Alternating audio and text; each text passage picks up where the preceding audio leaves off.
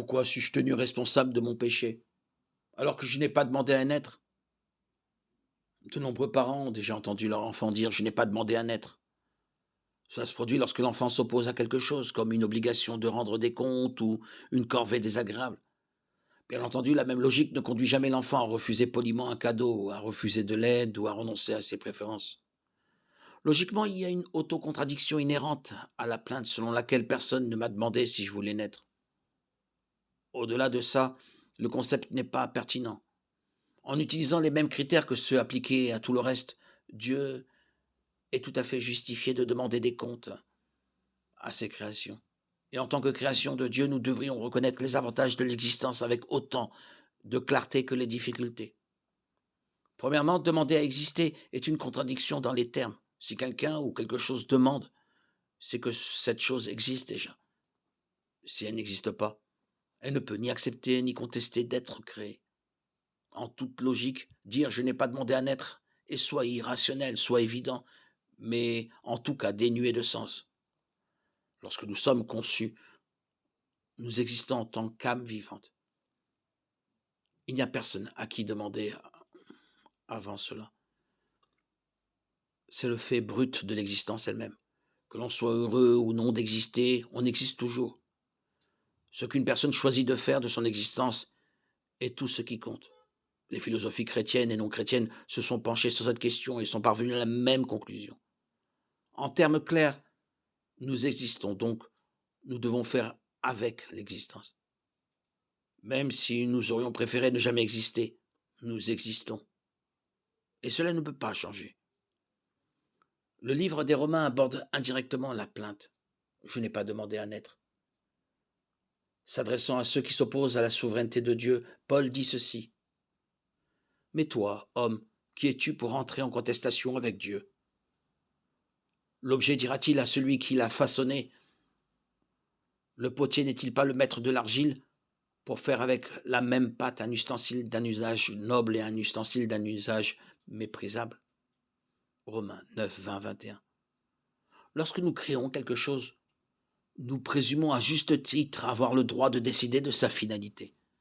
Personne ne demande à un pot, à un ordinateur ou à une peinture la permission d'être créée. Nous ne supposons pas non plus que l'objet créé a plus d'autorité que nous.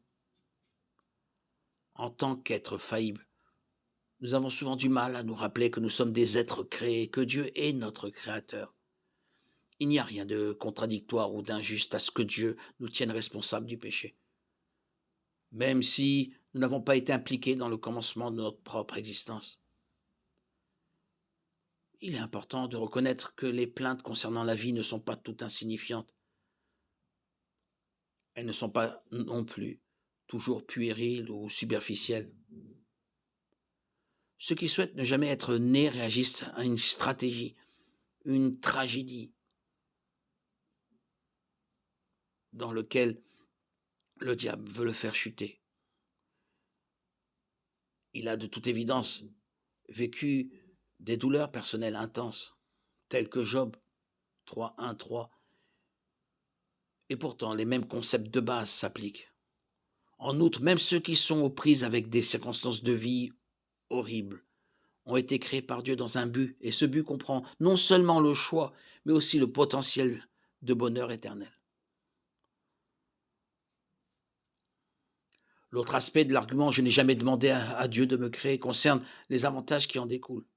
Ceux qui affirment qu'ils n'ont pas voulu être créés le font toujours dans le contexte d'un rejet de la moralité de Dieu, d'un salut exclusif ou d'un enfer éternel. Pourtant, le fait d'avoir été créé nous offre également la possibilité d'une joie éternelle. Deutéronome 30:15, Acte 16:31. Tout péché est un choix. Et ceux qui choisissent de rejeter l'offre de salut du Christ sont en train de choisir. 1 Corinthiens 10:31, Jean 3:36. Répondre au jugement de Dieu en disant « je n'ai jamais demandé ce choix », c'est en fait dire « je veux faire les choses à ma façon et obtenir les résultats que je veux ». Personne ne peut demander à être créé. Le fait que Dieu seul décide du moment où nous commençons à exister n'enlève rien à notre culpabilité en ce qui concerne le péché ou le salut. La seule façon dont il pourrait être préférable pour nous de ne pas avoir été créés est que nous choisissons de rejeter celui qui nous a créés, plutôt que de nous plaindre d'avoir à choisir entre la misère et la joie éternelle. Nous devrions nous réjouir d'avoir la possibilité d'une existence sans fin avec Dieu.